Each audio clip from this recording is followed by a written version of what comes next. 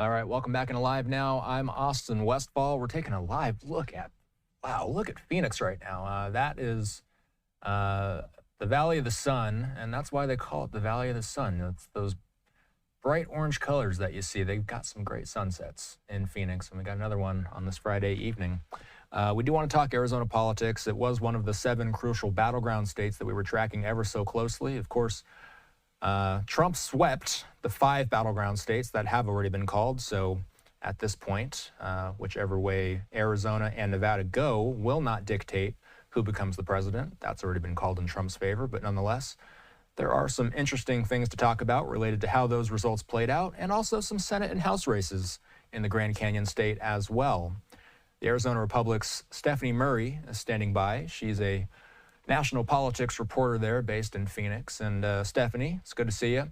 First off, I want to pull up the tally so far. The AP has not officially called a Trump victory in the Arizona race quite yet. You see the results on screen so far. 79% of the votes have been tallied, and Trump has a 7-point advantage over Harris.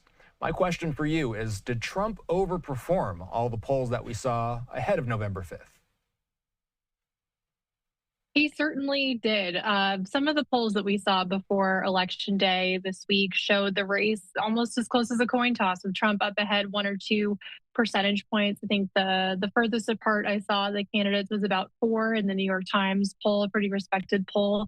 And if Trump's lead holds here, that he will certainly have outperformed that, and even some of his own internal numbers. It's a result that's leaving, some Democrats really scratching their heads about how things shook out in this race, and certainly leaving a lot of Republicans here in Arizona and across the country pretty happy. I think the numbers could tighten a tiny bit in Arizona. That's part of the reason why we haven't gotten a race call yet. The state counts ballots pretty slowly here compared to some other states, those 5 other battlegrounds that you mentioned. And some of the ballots that are still left to be counted are the ballots that were dropped off the closest to Election Day, when voters choose to vote early, vote by mail, but instead of putting it in the mail a week ahead of time, they bring it to a polling place the day before or the day of.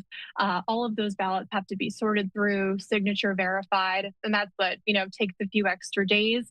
It's something that Democrats and the Harris campaign said they hoped that those ballots, those late deciding ballots, they refer to them as late earlies, they hope to break for them. It doesn't seem like there will be enough to pull things over the line for the vice president here in Arizona, but that's part of the reason why we haven't had a race call yet, because those numbers could tighten a little bit if their projections were right. Yeah, so most of the ball game in Arizona, of course, is in Maricopa County. Is Harris performing as expected in the largest county in the Grand Canyon state? How is she faring in the Phoenix metro? She's faring about the same as she's faring statewide. That's part of the reason for that, is because Maricopa County makes up 60% or so of the voters in Arizona. It is really where elections are won and lost most of the time. And it's a place where she put a lot of time and effort trying to reach out to Republicans and independent voters who feel alienated by Trump, trying to talk to them. It seems like the conversations she had with them were not enough. We won't know for sure until all of the ballots are counted, but Trump has significant lead in Maricopa County as well as the rest of the state. So how long, and I'll pull up the graphic one more time just so that people can see it in full, 79% of the votes have been tabulated so far. That's 4/5 of the vote. How long will it take until we get that number closer to 100, Stephanie? That's a great question. But I should note that, this isn't anything out of the ordinary in Arizona. This is just the pace of how ballots are counted because of different, laws and rules around the state. We're expecting another ballot drop this evening. It could happen in the next hour or so. And then we'll see if we get a race call then, or what's left to be outstanding. I think it's a few 100,000 ballots that are left. Yesterday, when we were waiting for a ballot drop, we got around 70,000 yesterday evening. So I'm not sure if it'll be a bigger number than that, but if it is another 70,000, then we'll certainly have a whole lot more to go. So we do know that Trump has won the White House. No matter which way Arizona ends up falling, we know that it's ultimately going to matter in the final electoral vote count overall. But really, the race that is still kind of interesting to me is the Senate race. There's a couple of House races. I'll get to the House races in a moment here, but let's talk about Ruben Gallego and Kari Lake. Right now, Gallego is a Democratic House member. Lake unsuccessfully ran for governor 2 years ago, losing to Democrat Katie Hobbs. Right now, as the results stand, Gallego has about a 1.5 percentage point advantage over Lake.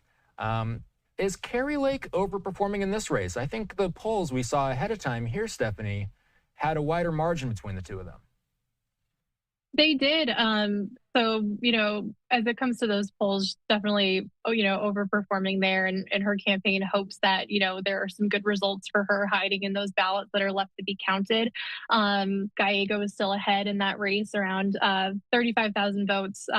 Gallego is ahead right now. It's certainly a much smaller margin than the 167,000 or so votes that Trump is ahead of Harris. So it shows you kind of the challenges that Kari Lake faced in that Senate race that seem to not really apply to Donald Trump, since his margin is so much wider than hers. You heard a lot about kind of the Gallego-Trump split ticket voters. We'll see once we get, all the ballots and all the election data over the next few weeks, how many of those kind of split ticket voters actually cast their ballots in that way. But, regardless of how it shakes out, Kari Lake, even though she's really embraced Donald Trump, embraced his political brand and made it a part of hers, didn't have quite as much success as him statewide and in an election where Republicans really outperformed across the country. So let's talk about the House, and we don't need to get into the nitty gritty of each district here, but the control of the Senate has already been decided. So whoever wins the Gallego-Lake race, that won't exactly sway the balance of power in the Senate.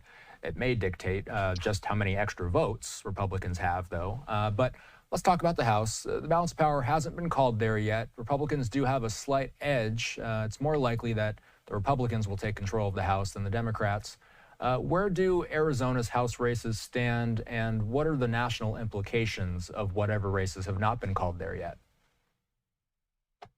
I've got my eye on Congressman Juan Ciscomani's race. It's an election where, as we get ballot results in, the candidate in the lead kind of starts flipping back and forth. So that's certainly the one that I've been watching. And, the implications if Republicans take the House are huge.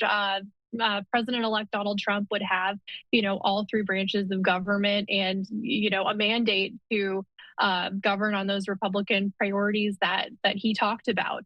So this is, certainly the kind of the last place that we're watching as it comes to the federal government to see, whether Republicans will be able to have a clean sweep and win the Senate, the House, and the presidency. And certainly something that is leaving Democrats, kind of pointing fingers at one another, trying to figure out how they got, this election so wrong when it comes to, they had really felt like this would be kind of a coin flip, close race. Of course, in Ciscomani's district, that seems to be the case. But across the country, Republicans really performed very well. Yeah, Democrats have a lot to assess in the aftermath of this election. Stephanie Murray, good talking to you. See you soon. Thanks for having me. Slide away for a commercial break. We're going to hit some Nevada politics in a moment here.